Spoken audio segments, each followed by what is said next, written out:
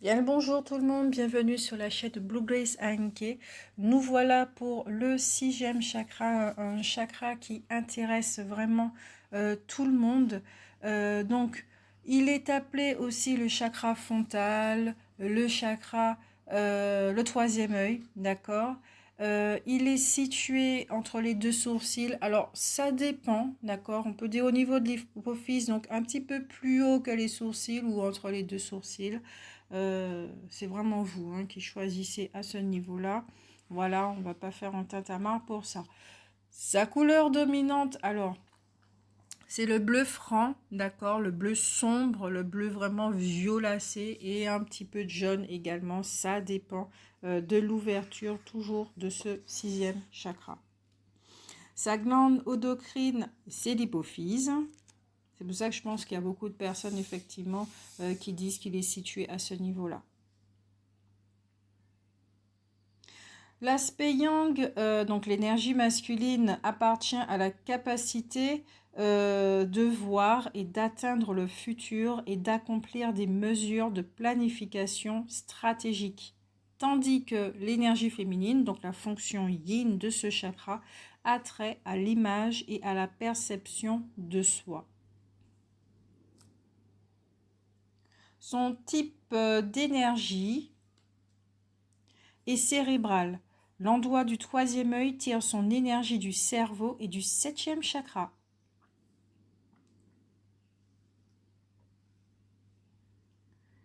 Il est source de l'intuition, siège de la vision et visualisation.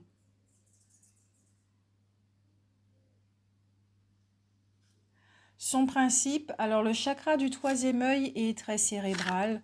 Il est siège de l'intelligence, de la mémoire, des capacités d'analyse et de synthèse, des perceptions sensorielles organiques et émotionnelles, de l'imagination, des idées, de la créativité, de la volonté, du rationalisme. Il est le filtre des perceptions qu'il intègre grâce au savoir, à la spiritualité, aux sentiments innés, aux concepts socioculturels acquis, à l'intuition. Ces perceptions intégrées et catalysées sont canalisées vers les autres chakras et restituées vers l'extérieur. Donc tout ce qui concerne la communication, les sentiments et puis les forces cosmiques. Ou vers l'intérieur, donc la compréhension de soi, les combats contre les maladies également, les fonctions vitales et tout ce qui concerne aussi le matérialisme. Le troisième œil, dans son principe, il est le centre de la prise de conscience spirituelle, matérielle, intellectuelle et physique. Il est le garant de notre propre évolution, ok, sur tous les plans et peut apporter des grands changements dans notre vie. C'est par lui que se développent les perceptions extrasensorielles, la clairvoyance évidemment, l'intuition, les capacités télépathiques. Donc, alors, à savoir que ce chakra, il est déjà ouvert naturellement, d'accord, il fonctionne très très bien. Après, ça dépend des mémoires aussi qui sont logées, d'accord, si au niveau avec, donc ça joue énormément avec le premier chakra qui renferme l'héritage familial et collectif, ok. Mais si vous souhaitez le débloquer, je ne sais pas pour quelle raison, pour vos raisons propres, il vaut mieux, d'accord, comme on l'a vu avec le chakra du cœur, ouvrir les chakras du cœur avant de penser à ouvrir les autres chakras. Ok. Donc, utiliser en couplage avec le chakra du cœur, il donne effectivement la puissance aux énergies qui combattent les maladies et permettent les guérisons à distance. Ce qui est très intéressant à savoir pour les thérapeutes. Donc, le troisième œil, chez la plupart des gens, fonctionne justement, comme je le disais, harmonieusement, ok, sans qu'ils en aient conscience. Donc, c'est par un travail vraiment introspectif, très régulier, que l'on peut ouvrir effectivement en grand le troisième œil, en s'ouvrant soi-même à la conscience et à la sagesse. Donc, on peut aussi atteindre On peut ainsi atteindre un haut niveau de compétence dans la recherche scientifique, par exemple, dans la maîtrise et la compréhension des concepts philosophiques, mathématiques ou religieux. Et puis, vraiment, hein, sans aller aussi loin, il permet la concrétisation et la réussite d'idées que l'on a eues intuitivement, d'accord, car il perçoit la partie invisible des choses, les qualités et les pièges cachés. Et j'allais même dire les calamités. Donc voilà.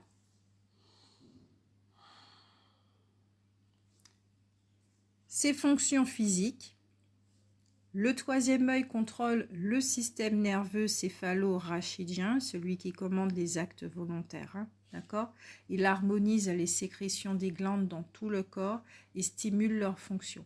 Il agit par proximité sur le visage, donc ses expressions, son harmonie, sur le nez et les sinus, les yeux et les oreilles, donc tout ce qui concerne la perception sensitive et extrasensorielle, et aussi le cervelet et le sens de l'équilibre.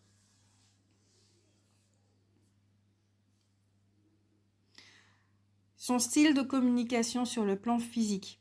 Donc, il utilise la capacité de voir, de dessiner ou de projeter autrement des images pour communiquer ou déterminer des besoins ou des désirs physiques ou affectifs.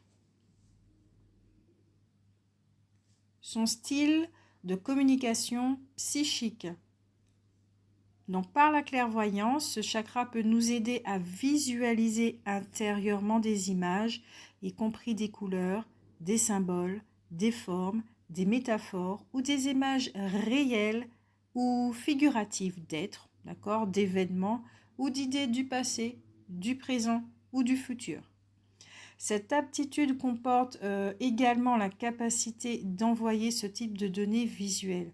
Donc certaines personnes effectivement sont capables de réaliser des fonctions clairvoyantes au moyen de leurs yeux physiques. C'est pour ça que lorsqu'on nous dit que vaut mieux avoir les yeux fermés pour l'amour ou pour ces genres de choses, vaut mieux aimer les yeux ouverts, d'accord ? Et si vous avez confiance à vos yeux, pour certaines personnes, je pense que vous avez dû voir que vos yeux vous montrent toujours, entre guillemets, ce que vous ne devez pas voir, ce qui vous met en alerte et qui vous prévient de certaines petites choses qui se passent dans votre environnement.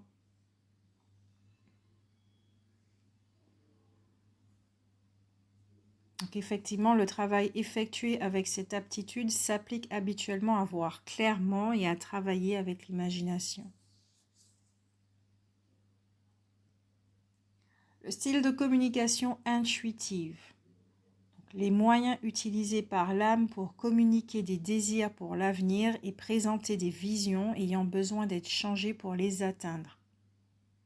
Les grands intuitifs peuvent en fait créer leur projection grâce à leur imagination. Donc l'intuition, l'inspiration et autres capacités basées sur la vision sont situées dans ce centre.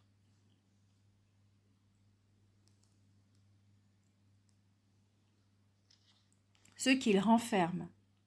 Donc l'image de soi et les moyens de corriger et de forger l'image de soi et du monde. Donc, si effectivement nous jouons, d'accord, les étiquettes que l'on nous a données lorsque nous étions enfants, qui ont perduré, qui ont construit une fausse personnalité et qui induisent, qui transforment, hein, d'accord, qui donnent des couleurs à cette réalité, il est possible d'agir dessus avec l'estime de soi et tout ça aussi à travers le 6e chakra. Donc, nous voyons, hein, la reliance entre tous les chakras.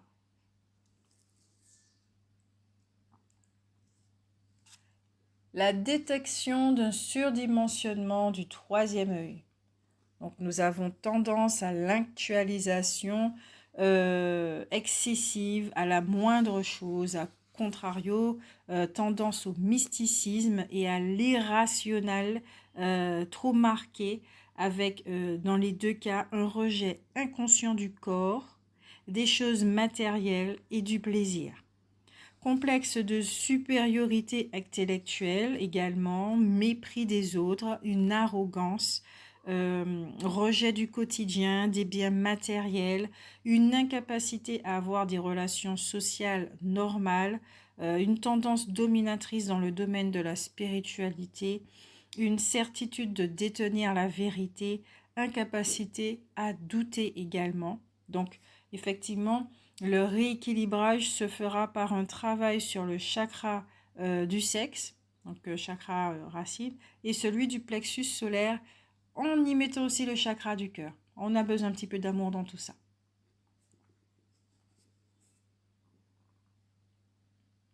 Détection des nœuds et blocages du troisième œil, donc l'incapacité à l'actualisation des intérêts des cultures, du savoir, des sciences, manque de curiosité, rejet de la spiritualité, esprit rationnel à l'excès, extrême attachement aux choses matérielles et aux plaisirs physiques. Il y a également une carence en intuition, d'accord, pour ceux qui pensent ne pas recevoir, comme on le voyait hier avec le chakra de la gorge à l'envers, on reçoit les guidances à travers ce chakra à l'arrière et à l'avant du troisième œil. Et oui, il peut y avoir effectivement une carence dans l'intuition et dans les perceptions extrasensorielles. Donc les deux travaillent ensemble.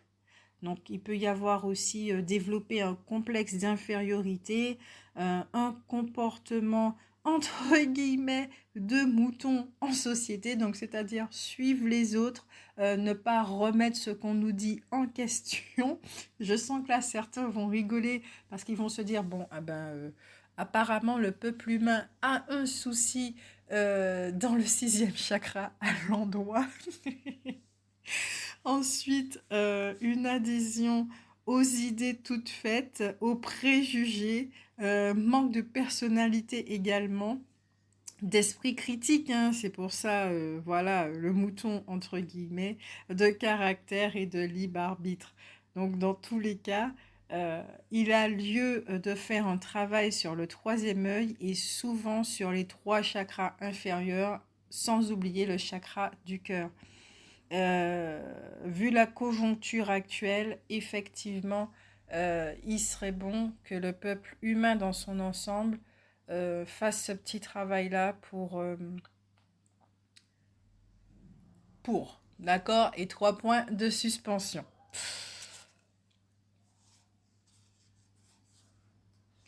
Les problèmes que cela peut engendrer avec le temps, donc des problèmes glandulaires ou endocriniens, d'accord, puisque ce chakra est lié à l'hypophyse, des déséquilibres hormonaux, troubles de croissance ou de développement, difficultés à planifier l'avenir, troubles oculaires, des maux de tête situés dans l'arcade sourcilière indiquent un problème avec le troisième œil, d'accord, à cause d'un usage insuffisant ou trop important.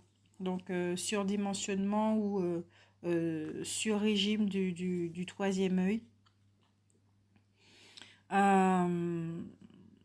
Donc aussi les problèmes d'adolescents, d'accord, ça on y retrouve beaucoup. Les dépendances comprennent habituellement dans ce chakra la suralimentation ou la sous-alimentation et incluent les excès, les purges, l'anorexie, la boulimie et autres distorsions de l'image corporelle. C'est très intéressant à savoir pour les gens qui sont anorexiques et boulimiques, qui sont vraiment dans les excès, qui veulent se nettoyer à tout prix, être propre, propre, propre, propre, propre, propre.